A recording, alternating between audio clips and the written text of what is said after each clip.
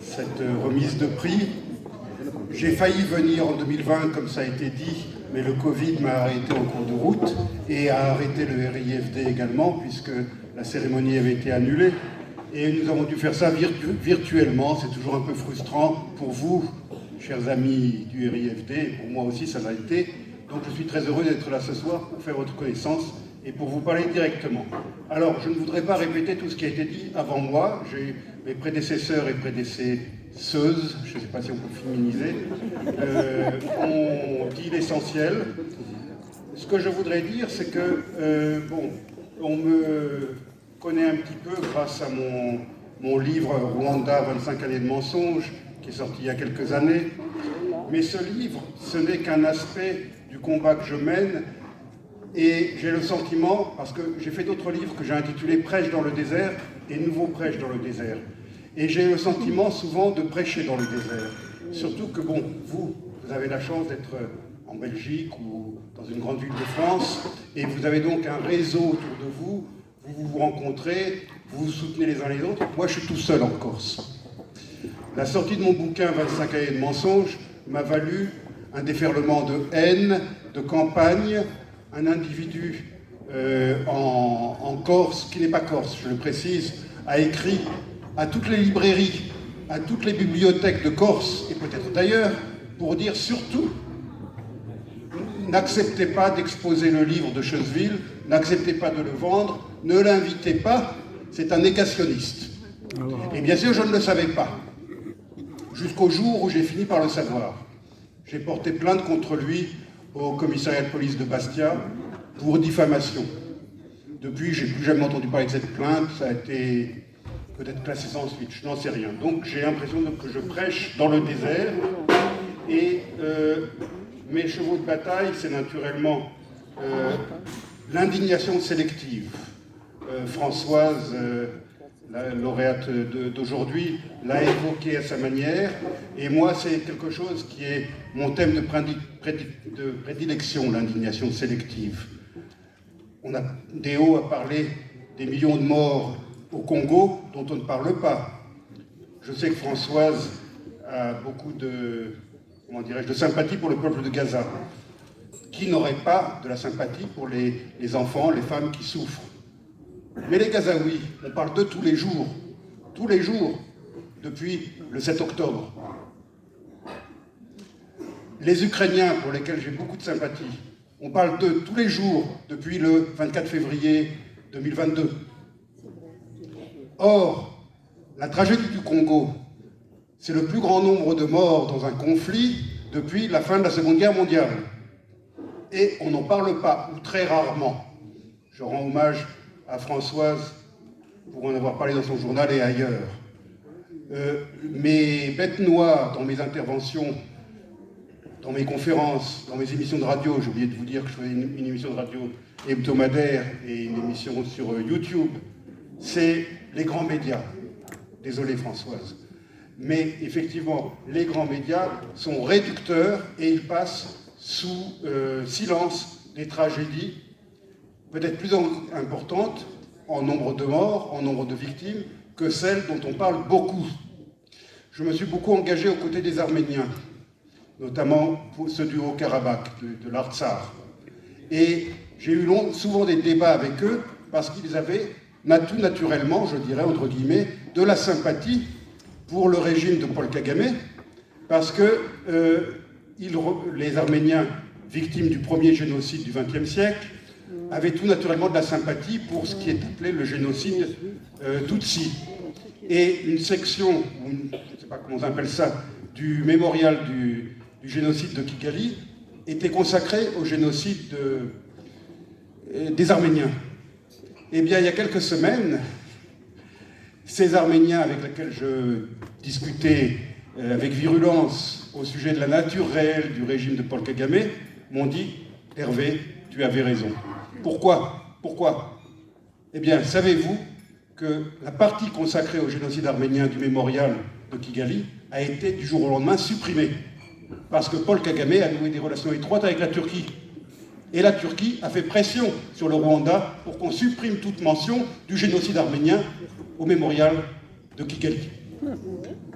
Donc le génocide, c'est un génocide à dimension variable.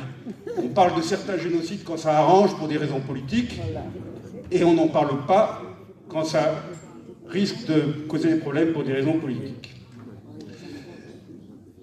Mais rassurez-vous, chers amis, je suis intimement persuadé que tôt ou tard, la vérité triomphera. Tôt ou tard, pour le Rwanda, comme pour le génocide arménien ou comme d'autres. Tôt ou tard, la vérité finira par triompher. Et je pense que le travail que vous faites, chers amis du RIFD, est très important. Je vois quelques jeunes ici, quelques enfants même. Il est très important de parler comme nous le faisons, de leur parler, de leur faire lire les livres de Gaspard, de Déo, de Françoise et de tous les autres, pour qu'ils, même s'ils sont nés ici en Europe, pour qu'ils aient en mémoire ce qui s'est passé et pourquoi ils sont nés ici, afin que cette mémoire du génocide se transmette. Parce que nous ne sommes pas éternels. Donc la mémoire du génocide rwandais, moi je ne parle jamais du génocide Tutsi, du génocide rwandais, qui comprend bien sûr des victimes Hutus et Tutsi et des bourreaux Hutus et Tutsi. Alors, un hommage, je m'excuse de parler de manière, ça part un peu dans tous les sens, mais j'ai été informé en montant dans l'avion il y a quelques heures que je devais faire une intervention, donc depuis le début de la cérémonie, je jette des idées sur le programme du RIFD pour vous dire ce que j'ai à vous dire. Je voudrais rendre un hommage naturellement aux femmes, et en particulier à 3 femmes africaines qui m'ont personnellement beaucoup marqué. J'ai oublié de vous dire que j'ai vécu 24 ans en Afrique. Je suis rentré définitivement en Corse en 2014. Et ces 3 femmes africaines, pas 3 femmes africaines, mais ces 3 femmes courageuses qui se ressemblent sans s'être jamais rencontrées, je voudrais citer leur nom ici ce soir. La première, que je suis sûr que l'essentiel de l'Assemblée ici ne connaît pas. Je tiens à rendre un hommage chaleureux et respectueux à Madame Vera Chirwa. Avez-vous entendu parler de Vera Chirwa? Vera Chirwa, c'est une courageuse femme du Malawi qui a lutté pour l'indépendance de son pays, aux côtés de son mari Horton Chirwa, et qui, peu après l'indépendance, ce couple a été arrêté en Zambie, où ils étaient réfugiés, par le régime de Kamuzu Banda.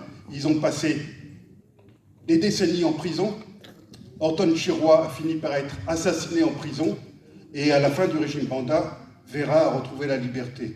Elle est aujourd'hui âgée de 92 ans peut-être, et je tiens à ce que son nom soit connu, parce que c'est un peu une précurseur des combats dont nous avons parlé.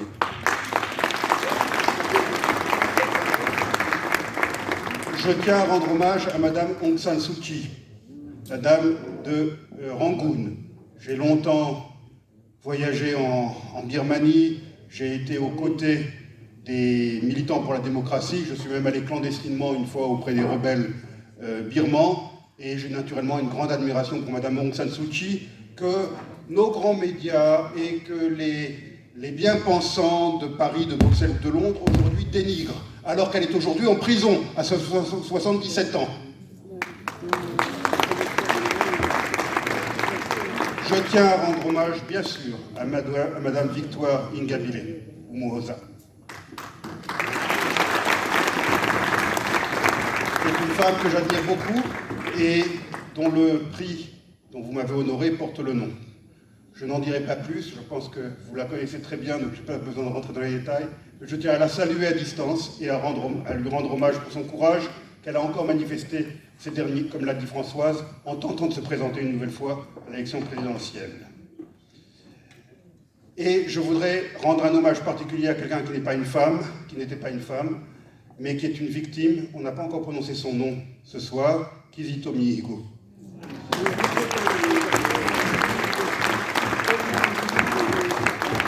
Il se trouve que pendant des mois, clandestinement, au début je ne savais pas à qui j'avais affaire, j'ai entretenu des relations épistolaires par un réseau social avec Kizito Mihigo, parce qu'un téléphone avait été introduit clandestinement dans sa prison et nous avons échangé. Mais au début, je ne savais pas qui c'était. C'est après que j'ai compris. Il se faisait passer pour une femme, j'ai oublié le nom de cette femme. Enfin bref, et c'est après que j'ai compris qui c'était.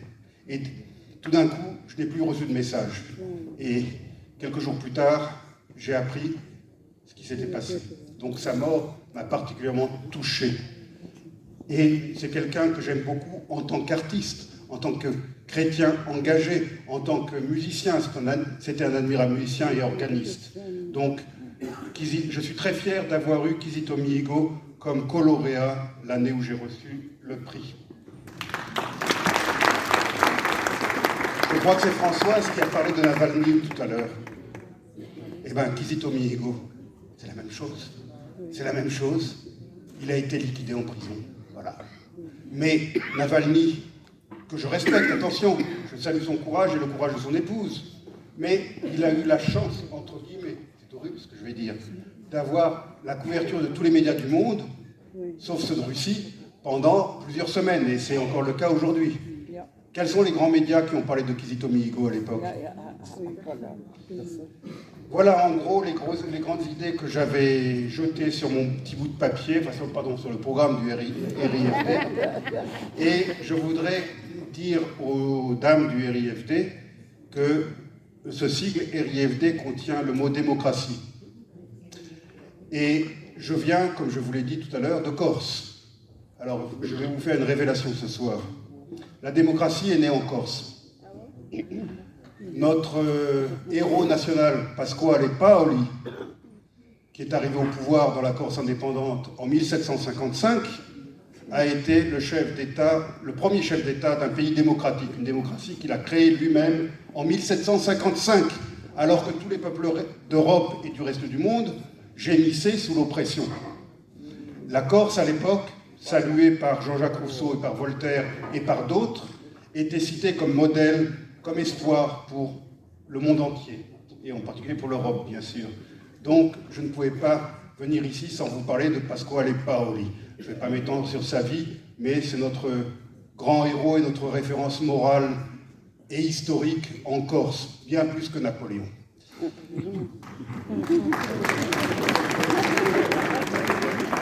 Enfin, je parle vraiment dans le désordre. Quelqu'un, je ne me souviens plus qui, je ne sais pas si c'est Françoise ou Déo, a parlé du viol des hommes dans l'Est du Congo. Je peux vous dire 2 mots sur mon témoignage personnel. En 2002, l'UNICEF m'avait confié la tâche de démobiliser les enfants soldats de l'Ituri, République démocratique du Congo, des enfants qui avaient été clandestinement amenés en Ouganda pour recevoir une formation militaire par le régime ougandais. Et parmi eux, il n'y avait que des garçons, c'était 165 je crois, sauf 2 filles. Il y avait 2 filles qui ont subi ce que les enfants soldats ont subi, mais en plus, en tant que filles, elles ont subi davantage. Je n'entre pas dans les détails. Mais c'est pendant cette expérience que j'ai appris, en discutant avec ces enfants soldats, que c'était presque une tradition dans l'armée du FPR, dans l'APR, donc, qui les avait recrutés, qui les avait...